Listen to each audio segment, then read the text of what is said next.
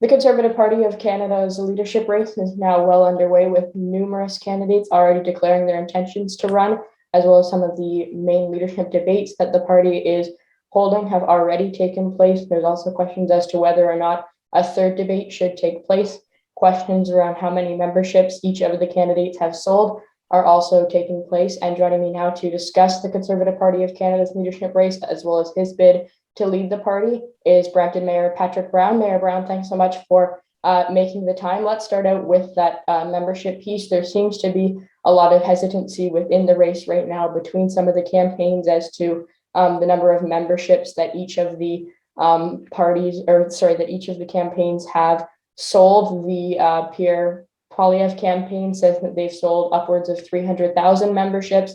There's been hesitancy towards that number from some of the other campaigns. Speak, I guess, a little bit about just again that general hesitancy around how many memberships each of the candidates have sold and how many memberships you and your campaign have sold.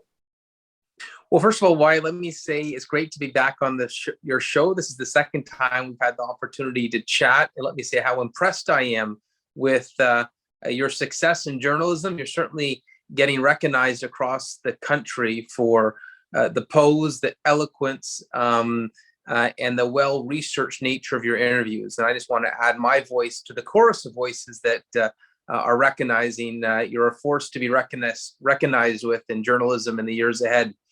In terms of the membership drive, we're really happy where we landed. Aaron O'Toole sold 20,000 memberships. Andrew Scheer sold 9,000 memberships. We surpassed 150,000. And that's an extraordinary membership drive. And we really were successful in signing up new members in parts of the country where the party infrastructure was its weakest, particularly in areas where we need to beat the Liberal Party to be successful. If I look at the success of our membership drive in places like Vancouver, the Greater Toronto Area, Winnipeg, Montreal, Halifax, it gives me lots of reason for encouragement for the second stage of this campaign. It's a beautiful part of the leadership campaign, looking at ways to grow the Conservative family. But just going back, I guess, to that hesitancy, you mentioned some of Aaron O'Toole, Peter MacKay's figures back in the 2020 leadership race. I also believe the figure that Andrew Scheer won with in 2017 was somewhere around the 10,000 mark. So I guess, given the fact that you're saying you've sold 150,000 memberships, Pierre Poilievre's campaign is saying they've sold 300,000 memberships. I mean, if all of the numbers that all of the campaigns are putting forward are true, it seems as if that's obviously very historic numbers. So I guess, how do you plan to embark on some of that success? Well, the fact that the party membership is twice the size that it's ever been before speaks to the fact there is an appetite for change in this country. The fact that so many individuals are joining the Conservative Party really speaks to the fact that if we build a reasonable, credible Conservative alternative to the governing Liberals, there is a real chance of success in the next election. And so, yeah, I think it speaks to the interest in the Conservative movement. Do you think, like, kind of the general way that this leadership campaign has been approached by some people who have, say, gotten involved with the party, or even from other leadership candidates, it seems to be, in many cases, there seems to be some fairly tense moments of the leadership race, some, I guess you could say, almost divisive moments within the leadership race. How should the Conservative Party, whoever wins as leader, unite? And do you perhaps see any problems with unity in the party if, say, another candidate were to win? And how do you plan to, say, if, say, you didn't win the leadership, how would you plan to get behind whoever the next leader may be? Well, you're right. This certainly has been a divisive leadership race. And frankly, I believe Pierre Poilievre's campaign set the tone for that. They released attack videos the day that their adversaries launched their campaign. And I think that really set the tone for the race that was to come. And that's unfortunate, because at the end of the day, we're going to have to come together as a party. I don't think these scorched earth attack ads that you'd expect to see from the Liberals, but you wouldn't expect to see internally within the Conservative Party, will help with party unity afterwards. You have my commitment that when I'm successful in this leadership race, I will reach out to every campaign and do everything I can to bring them into the fold.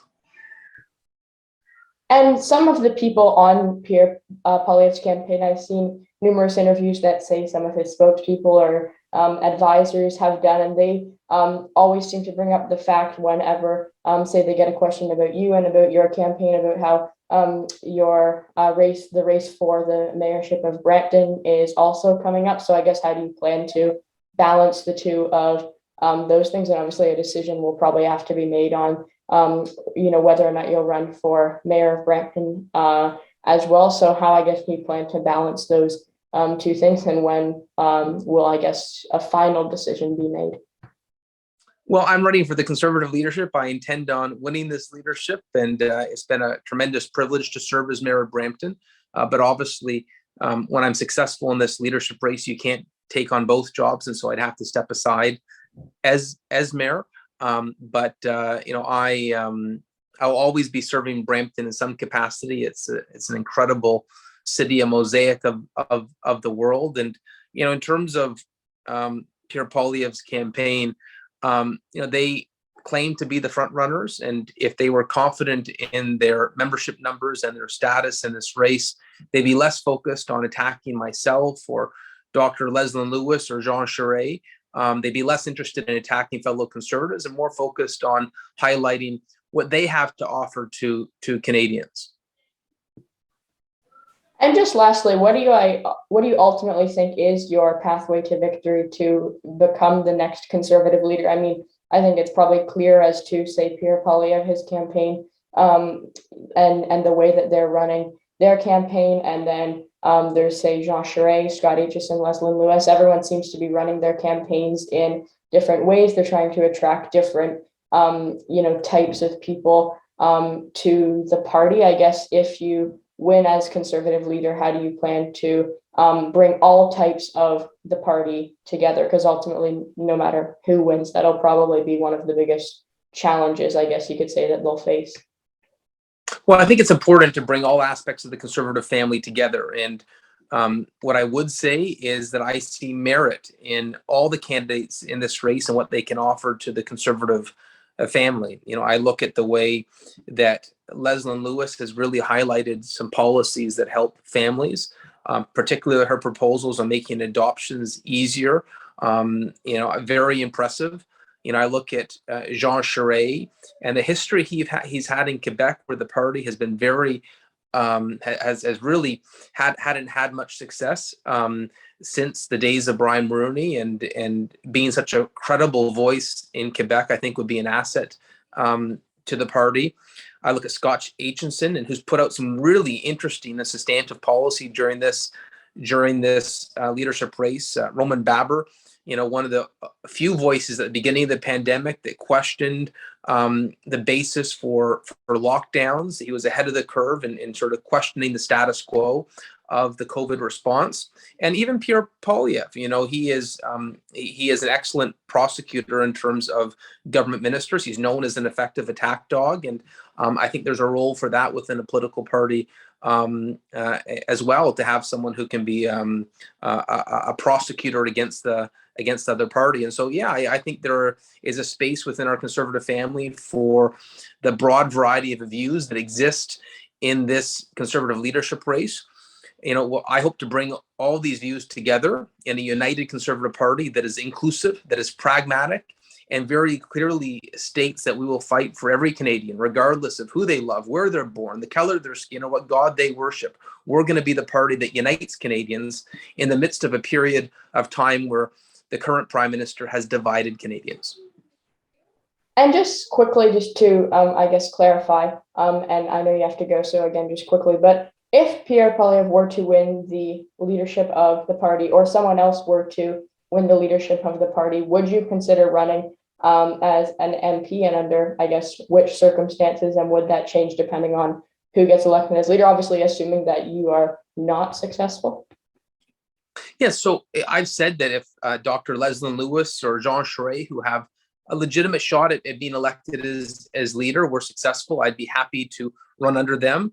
I've done a lot of work over my time in politics with Leslyn in the GTA. As you know, she's ran before as a candidate in Scarborough, and I've been impressed by her outreach efforts to build bridges. Jean Charest, I think the country still owes him a debt of gratitude for helping keep the country together during that 1995 referendum. If he was successful, I'd be happy to run under his banner.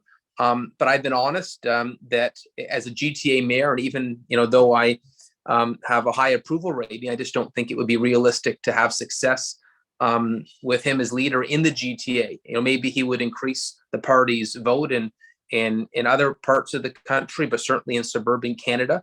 I think it's fair to say the policy positions that he has taken would be an electoral albatross over the party in the GTA. And I don't think any candidate, no matter how popular they may be, would be able to be successful with a campaign platform that he would present, given his history that has alienated key voting segments in suburban Canada.